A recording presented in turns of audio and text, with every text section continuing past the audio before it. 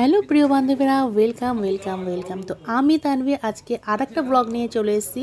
তো আমি এখন ব্যাক টু ব্যাক আমার ট্রাভেলের ব্লগগুলো আপনাদের সাথে শেয়ার করছি। আমি পুনে গেছিলাম, সেই সময়কার সব ব্লগগুলো ধীরে ধীরে আপনাদেরকে আমি দিচ্ছি। তো যেটা হয়েছে, আমি আপনাদেরকে বলেছিলাম মধ্যরাত্রে আমাদের বেরোনোর কথা আছে। তো যেটা হয়েছে, আমরা এখন বাজে রাত 1টা 15। তো এখন আমরা সমস্ত রকমের ব্যাগ প্যাক করে বের হচ্ছি। আমাদের গন্তব্য কোথায় জানতে চান নিশ্চয়ই? হ্যাঁ, তো বলছি, আমাদের গন্তব্য নিয়ে একটু কনফিউশন ছিল, কারণ আমরা যেহেতু বাই রোডে যাব, তো প্রথমে প্ল্যান হয়েছিল পুনে থেকে মুম্বাই যাওয়া হবে, মুম্বাই থেকে গোয়া, না হলে পুনে থেকে গোয়া, গোয়া থেকে মুম্বাই হয়ে আবার পুনে ব্যাক করা হবে। তো অনেক কিছু দেখে শুনে যেটা আমরা সিদ্ধান্তে এলাম যে প্রথমে পুনে থেকে গোয়া যাওয়া হবে, তারপর ওখানে সময় কাটানোর পর দেখা হবে কীরকম কতটা সময় বাঁচে না বাঁচে, তারপর ওখান থেকে যাওয়া হবে মুম্বাই, মুম্বাই থেকে আবার পুনে ব্যাক করা হবে। আর মাঝে যদি কিছু রাস্তায় আমরা কোনো স্পট পাই, তো সেগুলোকেও কভার করা হবে। তো আমাদের গাড়ি তো রওনা হয়ে গেছে। আমরা প্রায় একদম 1:30টার দিকে বেরিয়েছি। 1:30টা বলবো না, 1:15-20 মধ্যে আমরা বেরিয়ে পড়েছিলাম।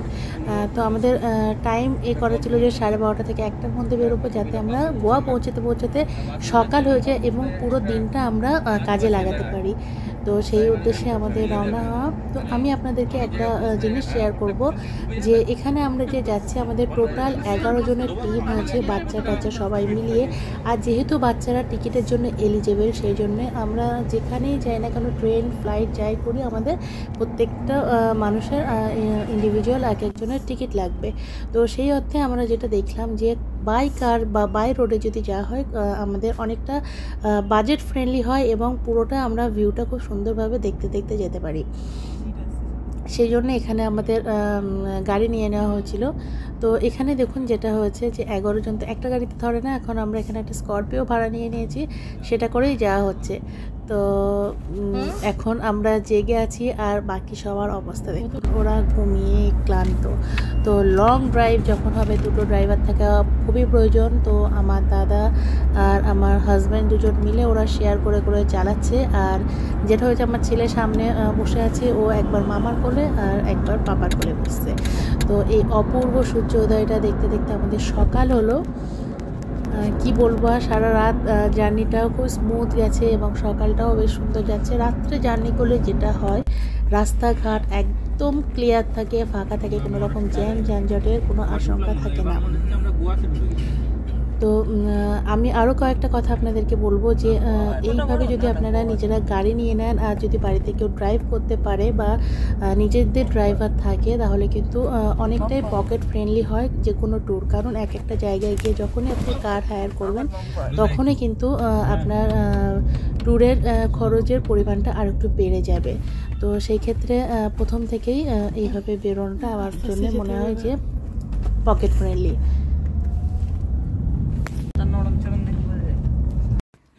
সারা রাত জার্নি করার পরে আমরা দেখলাম চোখের সামনে সূর্য উদয় হলো। আর তার সাথে সাথে যা ফগ ছিল, কি বলবো, মানে দারুণ ফগ ছিল, গাড়ি একদম টানেই যাচ্ছিল না। তো যাই হোক, একটু এখানে থামা হয়েছে, সবাই একটু গুড মর্নিং করছে, এখন একটু হাত পা ছাড়িয়ে নেওয়া হচ্ছে, বাচ্চাটা একটু টয়লেট করে নিল। আর আমরা এখানে একটু হাত পা ছাড়িয়ে আবার গন্তব্যে পৌঁছানোর জন্য গাড়ি রওনা দেবে। তো যেটা বলবো, যে এই রোডের রাস্তাটা এত সুন্দর, আর তার সাথে সাথে দুই পাশের সিন মানে জাস্ট ওয়াও। আপনারা যারা শিলং গিয়েছেন, শিলং যেতে গিয়ে যে রাস্তাটা পড়ে, ঠিক সেরকম খানিকটা সেরকম ভিউ আসে, কিন্তু একটু অন্যরকম, যেহেতু একটু আশেপাশে সমুদ্রের টান থাকলে যেরকম হয়, আর ওটা তো একদম পাহাড়ি, তো ওই দিকটা একটু অন্যরকম আছেন। না হলে ভিউর দিক থেকে বলতে গেলে যে অপূর্ব, চোখ ধাঁধানো ভিউ। তো আমাদের যেটা হলো, ওখানে আমরা একটু হাত পা ছাড়িয়ে সামনে এসে দেখলাম যে একটা ধাবা আছে। তো ধাবা দেখেই যেটা ফার্স্টে মনে হলো, যে গুড মর্নিং তো হয়ে গেছে, একটু চাটা খেয়ে একটু হালকা ফুলকা নাস্তা করে নিলে হয়। তো তার জন্য আমরা এখানে দাঁড়ালাম। খুব ভালো ছিল ধাবাটা। আর এখানে প্রচুর রকমের গাছের চারা দেখে একটু লোভ লাগছিল, যে একটু যদি নিয়ে যাওয়া যেত এখান থেকে। যাই হোক, ইগনোর করে দিলাম। আর এখন এখানে বসে খাওয়া হচ্ছে পুহা। তো আমরা পুনে আসতে গিয়ে ট্রেনেও পোহা খেলাম, আর এখানেও দেখছি পোহাটা বেশ ফেমাস এবং এদের বানানোর স্টাইলটা কিন্তু দারুণ। একই রকমভাবে আমরাও মানে এরকম টেস্ট কিন্তু আসে না। তো যাই হোক, এরা সব পোহা খাচ্ছে আর আমরা এখন ধোসা টোসা অর্ডার করেছি, ওগুলো আসুক ততক্ষণ এখানে একটু আমরা রেস্ট করে নিই। তো যেটা বলছিলাম, আমাদের যেহেতু টিমটা অনেকটা বড় আর তার সাথে সাথে 5টা বাচ্চা আছে, এটা কিন্তু আমি বারবার মেনশন করছি। বয়স্ক মানুষ আর বাচ্চাদেরকে নিয়ে বেরোলে কিন্তু অনেক কিছু আপনাদের মাথায় রাখতে হবে। তো ওই 5জন বাচ্চা 5 রকমের জিনিস অর্ডার করেছে, 5 রকমের মতামত দিচ্ছে। তো সেই সব কিছু মিলিয়ে এখন আমরা এখানে খেতে বসেছি আর যে যার পছন্দ মতন খাবার অর্ডার করে নেওয়া হয়েছে। তো বেশ সুন্দর লাগছে একদম। একটু ওয়েদারটা একটু মানে কুল কুল ভাব আছে, বেশ সুন্দর সুন্দর ওয়েদার, আর কিছু বলবো না। তো যেটা হচ্ছে, এখানে এসে আমরা কিছু দূর আসার পরে একটা ভিউ পয়েন্ট আছে, সেখানে নামা হলো। নামার পরে এখানে ওরা লেবু পানি খাওয়ালো আমাদেরকে, যে কি অপূর্ব লেবু পানি, কি বলবো। তো ওই ভিউ পয়েন্টে আমরা কিছুটা ছবি টবি তুললাম, সেটা ভিডিও বানানো হয়নি। তারপর আমরা আবার উঠে গেলাম গাড়িতে। তো দেখুন রাস্তাটা, আসল যে সুন্দর রাস্তাটা ছিল সেটা সেই সময় ভালো করে ভিডিও করা হয়নি, কারণ আমিও একটু মানে চোখ লেগে যাওয়ার মতন হয়েছিল, একটু আধ ঘুম ঘুম নিয়ে দেখছিলাম। তো এখন দেখুন রাস্তাটা অপূর্ব অপূর্ব রাস্তা, কোনো কথা হবে না।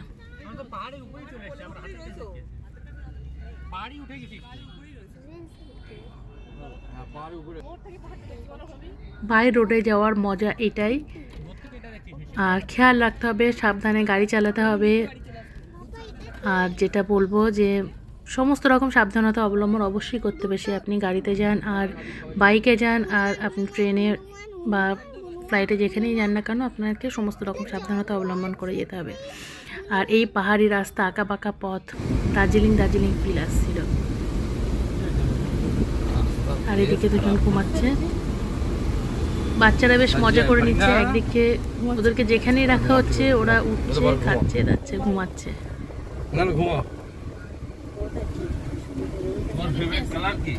কলকাতার মতো না। তো আমরা যেটাই দেখছি গোয়া গোয়া ফিল আসছে। আর কিছু মুভির শুটিং হচ্ছে কিছু কিছু জায়গায়, সেই জায়গাগুলোর মতো কিছু সিমিলার জায়গা দেখতে পেলি, মনে হচ্ছে এই তো চলে এসছে, এই তো চলে এসছে, এরকম মনে হচ্ছে। কিন্তু যখন ম্যাপ দেখছি যে না, আরও এতটা দূরে, আরও এতটা দূরে। তো আমরা গোয়াতে আগোদা ফোর্টের ওখানে আমাদের হোটেলটা ছিল। তো এখন ওই দিকে যাওয়ার জন্য আমরা এগিয়ে চললাম।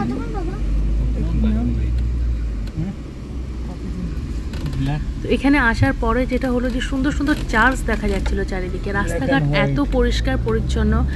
আর দারুণ দারুণ রেস্টুরেন্ট আছে এখানে। কিছু কিছু রিভিউ আমরা পেয়েছি, খুব ভালো রিভিউ ইউটিউবে পেয়েছি, সেই সমস্ত জায়গা ট্রাই করবো খেয়ে। আর তার সাথে সাথে দেখছিলাম যে রাস্তাঘাট তো পরিষ্কার পরিচ্ছন্ন আছে। আর চার্চের কথা যেটা বললাম, সুন্দর সুন্দর চার্চ এখানে আছে। তো যাই হোক, অনেকক্ষণ পরে আমরা প্রায় আগোদা ফোর্টে আমাদের যে রিসর্টটা আছে ওখানে চলে এসেছি।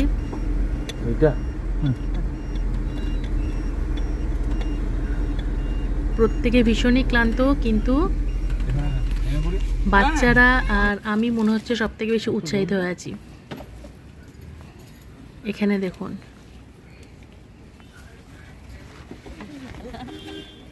সব একে একে নেমে পড়া হচ্ছে। আমাদের আসার কথা ছিল 12টার মধ্যে, সেখানে আমাদের একটু বললাম নাস্তা করতে, ওখানে কিছুটা দেরি হয়ে গেছে, সেই জন্য আমাদের আস্তে আস্তে প্রায় 1টা বেজে গেছিলো।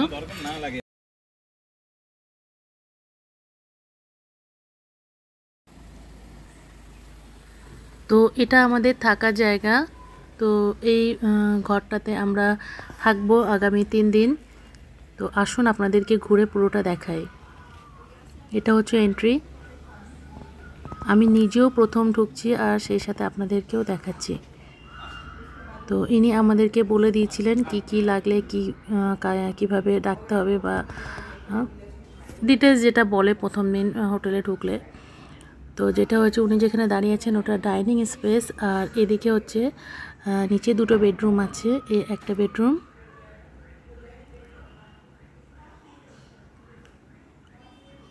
Attach bathroom.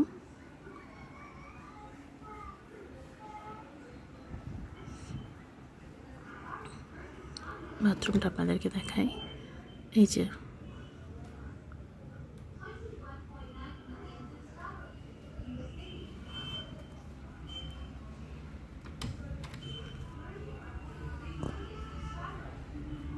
রুমগুলো অনেকটা বড়, অনেকটা বড়। আর এইদিকে এখানে একটা টয়লেট আছে সাইডে, যেটা এখানে ডাইনিং স্পেসটা আরেকবার দেখিয়ে দিই। এখানে ডাইনিং টেবিল আর কিচেন আছে। আর এই সাইডে এরা তো ঘুরে বেড়াচ্ছে, সব এদের দেখা হয়ে গেছে, আমি ধীরে ধীরে সব দেখছি। আর এখানে একটা রুম আছে, সেম রুম, অ্যাটাচ বাথরুম। এই যে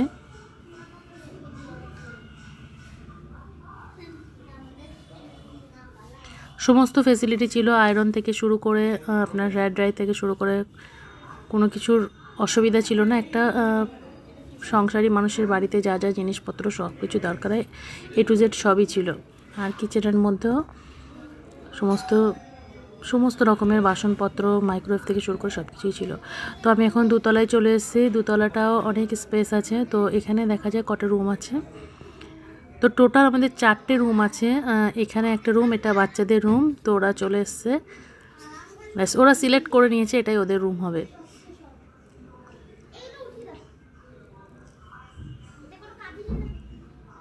তো যে যার মতন রুম বেছে এখন সব কটা রুমে কেউ না কেউ ঢুকে বসে আছে।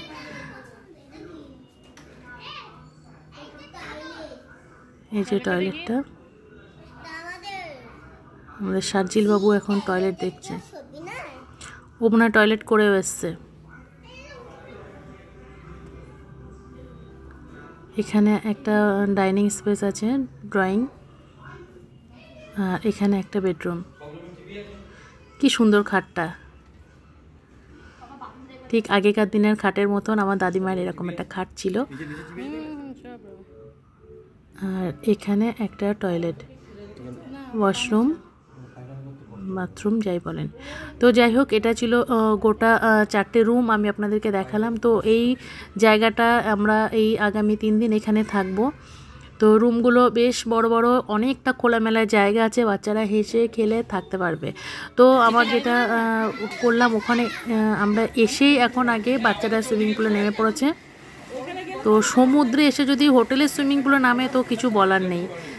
তো যাই হোক করে স্নানটা সেরে নিক। আমি দেখছিলাম যে আমাদের বড়দের পুলটা কোন দিকে আছে। তো বাচ্চাদের ওদের কোনো কিছু বলতে হয় না, বল টল নিয়ে সুইমস্যুট নিয়ে ওরা ছপাং।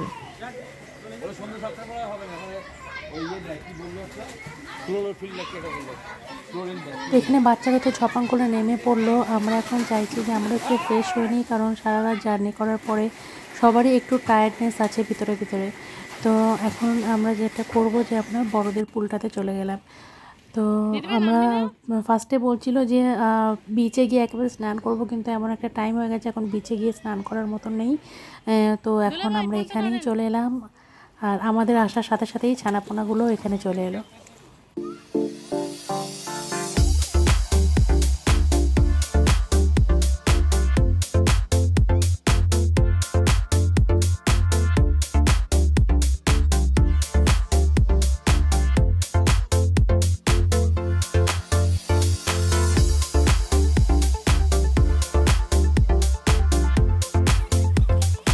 এখানে তো চলছে এনজয়মেন্ট, ফুল এনজয় চলছে এখানে। এখনও তো সমুদ্রে বিচেই যাওয়া হলো না, তার মধ্যে এরা জল নিয়ে এত খেলাখেলি শুরু করে দিচ্ছে। আর তার সাথে আমিও নেমে বলছি, বাচ্চা থেকে বুড়ো সবাই আমরা জলের মধ্যে। তো যাই হোক, আমরা প্রচণ্ড এনজয় করছি এখন।